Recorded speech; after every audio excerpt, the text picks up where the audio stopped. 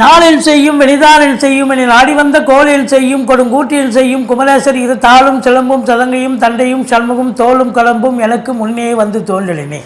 பட்டீஸ்வரம் ஸ்ரீ விஷ்ணு துர்க்கையை போற்றி, ஸ்ரீ ஆஞ்சநேயா போற்றி. ஸ்ரீ குபேரன் டிவி நேயர்களுக்கு டாக்டர் சைதை ராஜாவின் அன்பான வணக்கங்கள். நாம் இந்த எபிசோடில் குரு பெயர்ச்சி பலன்களை பார்க்க போகிறோம்.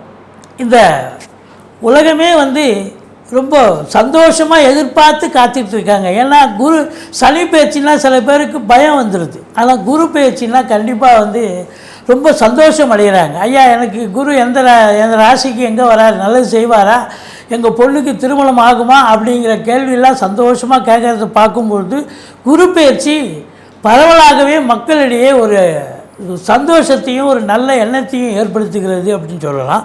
குரு பகவான் வாக்கியப்படி பார்த்தீங்கன்னு சொன்னால் 11/5/2025 குரு பெயர்ச்சி நடக்க இருக்கிறது. இந்த குருவானவர் ரிஷப ராசியில் இருந்து மிதுன ராசிக்கு பிரவேசம் ஆகிறார். இப்போது திருக்கணிதப்படி பார்த்தீங்கன்னு சொன்னால் 14/5/2025 இந்த ரிஷபத்திலிருந்து மிதுனத்துக்கு சஞ்சாரம் செஞ்சு பலனை தருகிறார். இந்த 12 ராசிகளுக்கும் இந்த குரு பெயர்ச்சி எப்பேற்பட்ட பலனை வழங்கப் போகிறது அப்படின்னு பார்க்கலாம் வாங்க. குரு பொறுத்தவரையும் இருக்கிற கிரகங்கள்லேயே மிகுந்த சுப கிரகம் குரு தான். குரு இல்லைன்னு சொன்னாலே இந்த 12 கட்டங்களில் 9 ராசி 9 நட்சத்திரங்களில் குருன்னு ஒன்று இல்லாமல் போயிருந்தால் எல்லாருமே ரொம்ப அவதிப்பட வேண்டியிருக்கும். பாருங்கள், குரு இருக்கும் பொழுது பார்க்குற இடம் இருக்கிற இடம் பார்க்குற இடம்லாம் சிறப்புன்னு சொல்லுவோம். ஆனால் அதுக்கே நம்ம எல்லோரும் அப்பப்போ கஷ்டப்பட்டுட்டு இருக்கிறத நம்ம தெரிவிக்கிறோம். அப்போது குரு இல்லாமல் இருந்தால் எப்படி இருந்திருக்கும் பார்த்துங்க, உலகமே சந்தித்து போயிருக்கும். குருவானவர் இருக்கிறதுலையே மிகுந்த சுபகிரகம். ஆனால் அதே குருவானவர் எல்லா லக்னங்களுக்கும் எல்லா ராசிக்கும் நல்லது செய்வாரான்னா அதுதான் கிடையாது. இப்போ உதாரணத்துக்கு மீன லக்னம், தனுசு லக்னம், அவங்களுக்கு ஆட்சி வீடாக இருந்த போதிலும் குரு அங்கே ஆட்சி பெற்றாலும் கூட அது கேந்திராதிபத்திய தோஷம் ஏற்பட்டு பிரச்சனையே தருகிறார். இப்போது மிதுன லக்னம், கன்னி லக்னத்தில் பிறந்தவர்களுக்கு பார்த்தீங்கன்னாக்கா பாதகாதிபதி என்ற ஒரு நிலையை அடைகிறார். அதனால் உங்களை பொறுத்தவரையிலையும் இந்த 4 லக்னங்களுக்கும் குருவானவர் பாதகத்தை செய்கிறார். ராசிக்கும் அப்படி தான். லக்னத்திற்கு 100% பலனும் ராசிக்கு 50% பலனும் தாங்க. லக்னம் என்பது உயிர், ராசி என்பது உடல். இப்போ சந்திரனை வச்சு தான் நம்ம ராசி நம்ம சொல்கிறோம். அது கோச்சார ரீதியாகவும் பலனை சொல்லப்படுகிறது. ஆனால் லக்னத்தை வச்சு பார்க்கும்போது பிறப்பு சார்ட் தசாபுத்தி அடிப்படையில் நம்ம சொல்ல போகிறோம். அதே தசாபுத்தி 70% இயங்குங்க. இந்த குரு பலன், குரு பயிற்சி பலன், சனி பயிற்சி பலன், ராகு கேது பயிற்சி பலன் சொல்கிறோம் பார்த்தீங்களா, இதெல்லாம் கோச்சாரம். இந்த கோச்சாரம் என்பது ஒரு 30% மட்டுமே சாத்தியம். 70% உங்கள் தசாபுத்தி தான் இயங்கும். அந்த 70 + 30 2 கைகோத்து நின்னா தான் நீங்கள் பெரிய லெவலில் ரீச் ஆக முடியும். ஆனால் இந்த 30 உங்களுக்கு 100% ஆயிடாது. ஏன்னா குரு ஓன்னு இருக்குது, ஆன்னு இருக்குது, இப்படி சொல்கிறீங்க அப்படி சொல்கிறீங்கன்றீங்க. ஆனால் கடைசியில் ஒன்றுமே நெகட்டிவாக நடக்குதுன்னு வருத்தப்படக்கூடாது. ஏன்னா கோச்சாரம் என்பது 30%க்கு உள்ளே தான் இருக்கும்.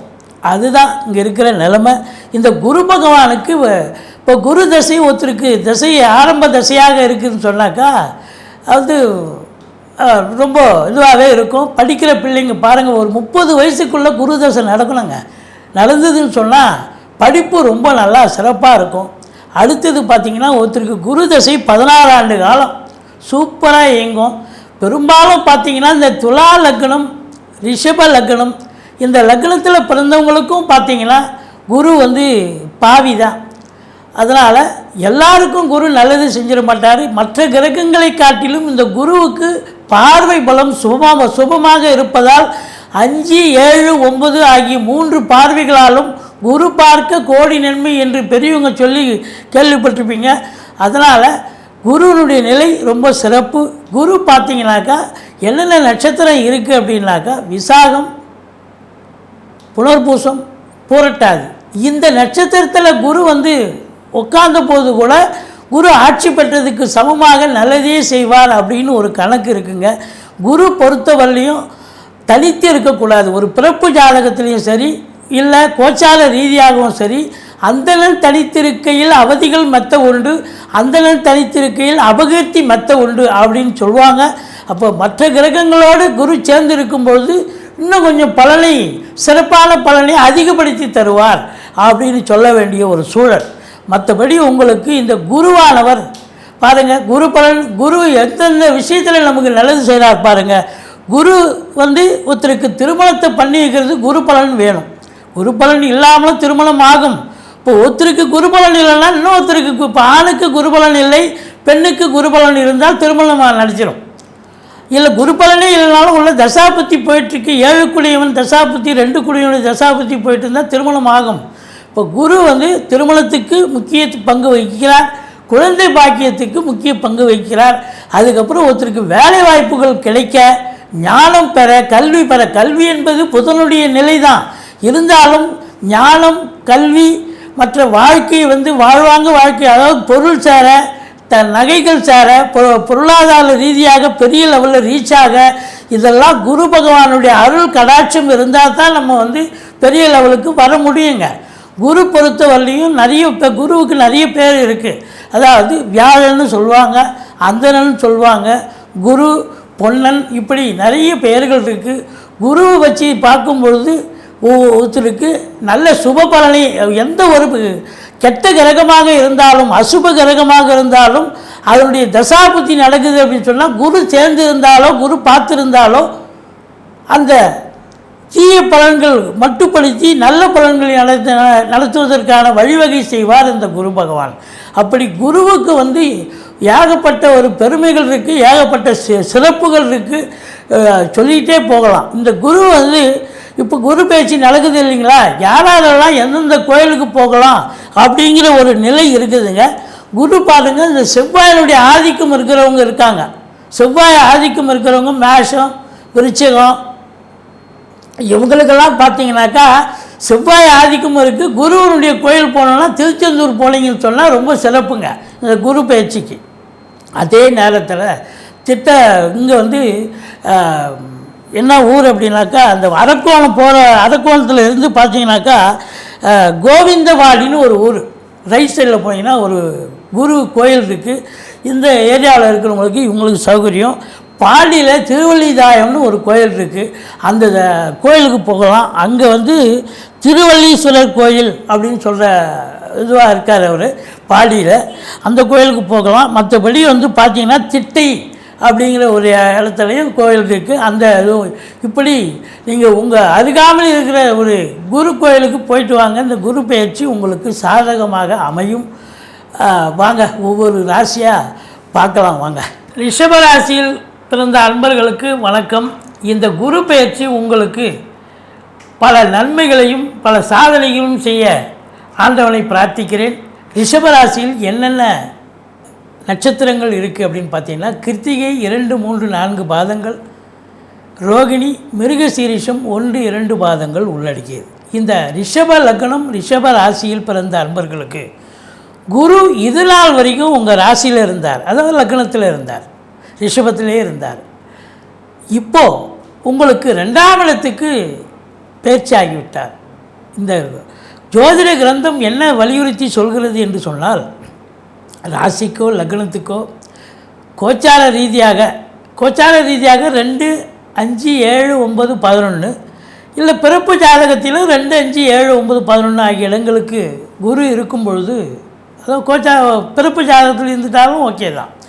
இது பல அற்புதமான பலன்களை வாரி வழங்கும்னு ஜோதிட கிரந்தம் சொல்கிறது. அப்போ உங்களுக்கு கோச்சார குருவை பற்றி தான் சொல்கிறோம்.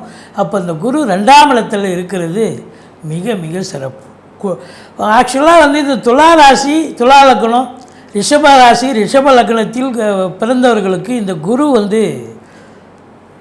அசுபர் தான், நல்லவர் அல்ல என்று சொன்னாலும் கூட உங்களுக்கு இது 8க்கு உடையவர் ஆகிறார், 8க்கும் 11க்கும் உடையவர் ஆகிறார். அப்போ 8க்கும் 11க்கும் உடையவர் அப்படின்னு சொன்னால், இந்த 8ஆம் இடம் மறைவு ஸ்தானம், மறைவை சொல்லக்கூடிய இடம் 8ஆம் இடம். அப்போ 8ஆம் இடத்து அதிபதியும் உங்களுக்கு வந்து 2ல் உட்கார்ந்துருக்கார் அப்படின்னு சொன்னால் மறைமுகமாக இருக்கக்கூடிய சில விஷயங்கள் வெளிச்சத்துக்கு வரும். அதாவது யார் விட்டு சொத்தோ உங்கள் கைக்கு வரும், யார் விட்டுடைய நகை நட்டோ உங்கள் கைக்கு வரும், இல்லை மறைந்திருந்த சொத்துக்கள் உங்களுக்கு கிடைக்கும். எப்பா இந்த இடம் எங்களுக்கு இங்கே இருக்குன்னே எனக்கு தெரியாதுப்பா, எங்கள் தாத்தா வாங்கி வச்சுருந்தார் பொழுது, இப்போ தான் எங்களுக்கு தெரியும் அப்படின்னு அந்த சொத்து உங்கள் கைக்கு இப்போ வரும். ஸோ இப்படி வந்து உங்களுக்கு எல்லாம் சாதகமாக இருக்கும் அப்படின்னு சொல்லக்கூடிய ஒரு நிலை. 2ஆம் இடம் தனஸ்தானாதிபதி தனஸ்தானத்தில் இருந்தால் தன பிராப்தி உள்ளல்லவா. அப்போ இந்த ரிஷப லக்னம் ரிஷப ராசியில் பிறந்தவர்களுக்கு பணம் பல வகையில் வந்து கொட்டுன்னு கொட்டும், பணம் மழை பொழியும் அப்படின்னு சொல்லலாம். அதிர்ஷ்டமான காலம். இந்த ஓராண்டு சாதிக்க போகிறீங்க, சரித்திரம் படைக்க போகிறீங்க. உங்களை பொறுத்தவரையிலையும் உங்கள் சொல்லுக்கும் செயலுக்கும் மதிப்பு மரியாதை கண்டிப்பாக கிடைக்கும். இந்த ரிஷப லக்னம் ரிஷப ராசியில் பிறந்த வழக்கறிஞர்கள், ஆசிரியர்கள், பேராசிரியர்கள், இலக்கியவாதிகள், சொற்பொழிவாளர்கள், மேடை பேச்சாளர்கள், ஜோதிட அறிஞர்கள், இன்னும் எவ்வளோ பேர் இருக்காங்க. வாக்கினை தொழிலாக கொண்டு செயல்படக்கூடியவர்களுக்கு ஒரு பொற்காலம் என்று சொன்னால் மிகையாகாது. சாதிக்கக்கூடிய ஒரு சொல் வெல்லும் அப்படின்லாம் அது. அப்போ அந்த காலம் உங்களுக்கு வெல்லக்கூடிய ஒரு அமைப்பு தானே, சரித்திரம் படைக்கக்கூடிய ஒரு நிலை தானே. அப்போது இது மட்டும் இல்லை, பண வரவு வந்ததுன்னா குடும்பம் நிம்மதியாக இருக்குங்க. குடும்பத்தில் கணவன் மனைவி மட்டும் இல்லை, குடும்ப உறுப்பினர்கள், வீட்டுக்கு வரக்கூடிய விருந்தாளிகளாலும் வீடே கலகட்டும் சந்தோஷமாக இருக்கக்கூடிய ஒரு நிலை. ஆரம்ப கல்வி பயிலும் மாணவ செல்வங்களும் நல்லா படிப்பாங்க அப்படின்னு சொல்லணும். 2ஆம் இடம் குடும்ப மேன்மை, பொருளாதார மேன்மையை தரக்கூடிய இடம். அப்போ ஸ்தான பலம் இருக்கிறது குருவுக்கு. 2, 5, 7, 9, 11 ஆகிய இடங்கள். அப்போ 2ஆம் இடத்துல ஸ்தான பலம். இது இல்லாத பார்வை பலத்தை பார்க்கலாம் வாங்க. பார்வை பலம் வந்து உங்களுக்கு 6ஆம் இடத்தை குரு பார்க்குது, 5ஆம் பார்வையாக. 6ஆம் இடத்தை குரு பார்த்ததுன்னா ருணரோக சத்துரு ஸ்தானம். அப்போ அதை வந்து குரு பார்க்குறாரு சொன்னால் எதிரிகளால் எந்த ஒரு பிரச்சனையும் இருக்காது, எதிரிகள் அடங்கி போவார்கள். வீட்டில் வயசானவங்க உடம்பு முடியாமல் இருந்தால் இப்போது இந்த குரு பயிற்சிக்கு அப்புறம் அவங்க எழுந்து உட்காருவாங்க. கொஞ்சம் ஆஸ்பத்திரி போகிற செலவுகள்லாம் கொஞ்சம் மிச்சமாகும். அடிக்கடி ஆஸ்பத்திரி அழைச்சி போயிருந்தீங்க, இப்போ அதெல்லாம் இருக்காது. ஓரளவுக்கு நடமாட துவங்குவாங்க. 8ஆம் இடம் அதாவது 6ஆம் இடம் ருணரோக சத்துருஸ்தானம். எதிரிகள் இல்லை, நோய் நொடிகள் இல்லை. கடன் பிரச்சனைகள் இருந்தால் படிப்படியாக குறைஞ்சிரும். குறைஞ்சிச்சு சொன்னால் புதுசாக கடன் வாங்கிங்க, வீட்டு சுப செலவுக்கு உதவும். அது மட்டும் இல்லை, 6ஆம் இடம் அப்படின்னு சொன்னாலே வேலை வாய்ப்புக்காக நீங்கள் முயற்சி பண்ணுறீங்க. இந்த ரிஷப லக்னம் ரிஷப ராசியில் பிறந்தவங்க வேலைக்காக முயற்சி பண்ணுறவங்களுக்கு வேலை வாய்ப்பு கண்டிப்பாக கிடைக்கும். முயற்சி பண்ணுறவங்க வேலையில் இருக்கிறவங்களுக்கும் நல்ல கோஆப்ரேஷன் பண்ணுவாங்க. உங்களுக்கு கீழே இருக்கிற அதை உங்கள் சக ஊழியர்களும் சரி, மேல் அதிகாரிகளும் சரி, எல்லாரும் கோஆப்ரேஷன் பண்ணுவாங்க. சொந்த தொழில் பண்ணக்கூடிய அன்பர்களுக்கு நம்பிக்கைக்கு பாத்திரமான பணியாளர்கள் கிடைப்பார்கள் அப்படின்னு சொல்லி. 8ஆம் இடம் அது குருவனுடைய வீடாக இருக்கு இல்லைங்களா. அப்போது இந்த உயர்கல்வி படிக்கிறாங்க இல்லையா, ஆராய்ச்சி கல்வி, பிஹெச்டி, எம்எஸ் இது மாதிரி படிக்கிறவங்க, அவங்களுக்கெல்லாம் வந்து நல்ல ஒரு கைடு கிடச்சி நல்லா படிப்பாங்க. ஆராய்ச்சி கல்வி மிக சிறப்பாக இருக்கும். இன்சூரன்ஸுக்கு நீங்கள் இது பண்ணி வச்சிங்கன்னா காசு பணம் கைக்கு வரக்கூடிய ஒரு நேரம் இது. அது மட்டும் இல்லை, மற்றவங்களுடைய சொத்து பத்து, அதாவது இந்த குழந்தை பாக்கியமே இல்லாதவங்க இருப்பாங்க, வாரிசு இல்லாத குடும்பங்கள் இருக்கும். சில குடும்பம் உங்கள் சொந்தக்காராக இருக்கலாம், தெரிஞ்சவங்களாக இருப்பாங்க, ரொம்ப தெரிஞ்ச ஃபேமிலியாக இருப்போம். அவங்க வந்து உங்கள் மேலே ஒரு அக்கறை கொண்டு அவங்க சொத்து பத்து உங்கள் பேரில் எழுதி வைக்கலாம், அவங்க நகை நட்டு உங்களுக்கு கொடுக்கலாம், பொருள் இருந்ததுன்னா அந்த பொருளை உங்களுக்கு தரலாம். இப்படி நிறைய விஷயங்கள். இந்த 8ஆம் இடத்தை பார்ப்பது என்பது ரொம்ப சிறப்பு. வரா கடன்கள் வசூலாகும் அப்படின்னு சொல்லக்கூடிய ஒரு நிலை.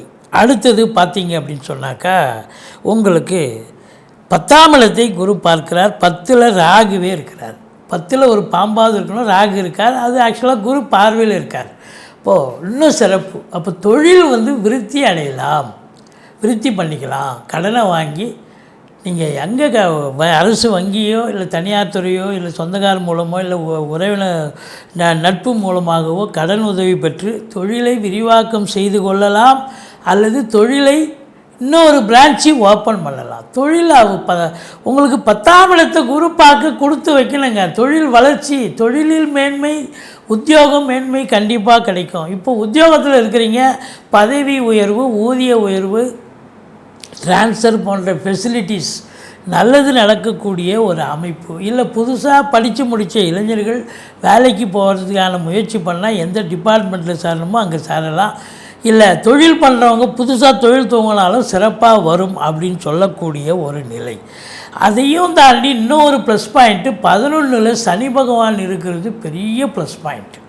அப்போது 11ல் எந்த ஒரு கிரகமும் இருந்தாலும் அளப்பரிய பலனை தரும். இப்போ குரு பயிற்சினா குரு மட்டுமே நமக்கு இந்த ஓராண்டு பலனை தரப்போகிறது இல்லைங்களே, மற்ற கிரகங்கள் சாதக பாதகத்தை வச்சு தான் நம்ம பதில் சொல்லணும்.